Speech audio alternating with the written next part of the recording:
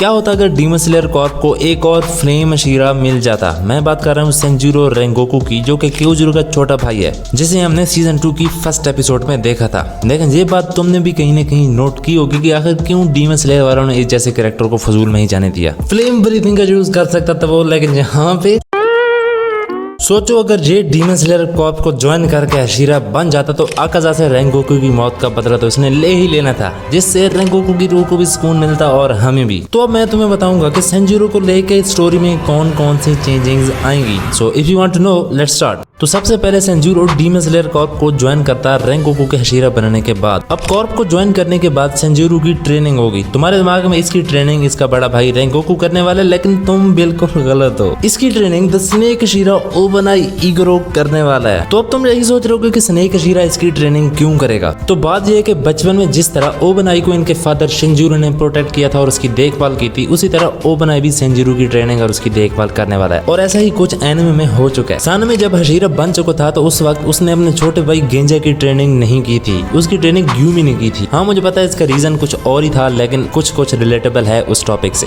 और हाँ, ये भी याद रहे कि सेंजुरो की ट्रेनिंग तांजिरो से पहले होगी। और बहुत सारी ट्रेनिंग करने के बाद सेंजुरो हशीरा लेवल तक पहुंच जाता है। जैसे मुचिरो बहुत ही कम अरसे में हशीरा बना था। मुगिन ट्रेन आर्क में जब रेंगोकू मारा जाता है तो सेंजुरो अपने बड़े भाई की जगह ले लेता है, यानी अब वो हशीरा बन जाता है। तो अब जैसा कि रेंगोकू नहीं है तो तांजिरो को फ्लेम ब्रीथिंग और सन ब्रीथिंग के बारे में सेंजुरो सारा कुछ बताएगा और तांजिरो की ट्रेनिंग भी करेगा। सीजन 2 पूरा का पूरा वैसे जाएगा जैसे मांगा में है, लेकिन यहाँ पे तांजिरो इतना ज्यादा जख्मी नहीं होगा क्योंकि उसकी ट्रेनिंग सेंजुरो से हो चुकी है। और इसकी लास्ट एपिसोड में ओबनाई की जगह इनका स्टूडेंट सेंजुरो आएगा, जहाँ ये हशीरा और बाकी सारों की मदद करता है। सीजन 3 भी उसी तरह जाएगा जैसा कि मांगा में है, लेकिन इसके बाद इन्फिनिटी कैसल आर्क में आकाजा से तांजिरो और सेंजुरो लड़ेंगे, क्योंकि इन दोनों ने रेंगोकू को बदला तो लेना ही था। और अगर डीमन स्लेयर वाले ऐसा कर देते हैं तो ये इस एनिमे का एक बहुत परफेक्ट रिवेंज हो सकता है। और वहीं ग्यू आकाजा से लड़ने के बजाय अपर मुंटू दोमा से लड़ेगा, जहाँ पे ग्यू, कनाओ, इनोस्के और शिनोबू ये चारों मिलकर दोमा को हिरा देते हैं। लेकिन शिनोबू फिर भी मर जाती है, क्योंकि मेरे ख्याल में एक शिनोबू थी जिसकी वजह से दोमा को हिराने में वो कामयाब हुए थे। और अगर तुम्हारे पास कोई और सोल्यूशन हो दोमा को मारने का तो मुझे कमेंट में लाजमी बताओ। और ग्यू इतना जख्मी नहीं होता जितना कि वो आकाजा की फाइट में हुआ था। जब आकाजा मारा जाता है तो काकुशिबा की फाइट तब जाके स्टार्ट होती है। और मैं ये बिल्कुल नहीं कहूँगा कि तांजिरो और सेंजुरो जाके उस फाइट को ज्वाइन करेंगे, क्योंकि उनमें अभी फाइट करने की कोई हिम्मत नहीं होती। तो यहाँ पे सिर्फ एक ही हशीरा बच चुका है जो कि जाके इस फाइट को ज्वाइन कर सकता है, और वो है द वाटर हशीरा ग्यू। और अगर तुम्हें याद हो तो मांगा में ग्यू ने ये कहा भी था कि क्या हम उस फाइट को जाके ज्वाइन कर सकते हैं या नहीं। तो इसलिए बहुत सारी इंजरीज होने के बाद वो उस फाइट को ज्वाइन नहीं करते।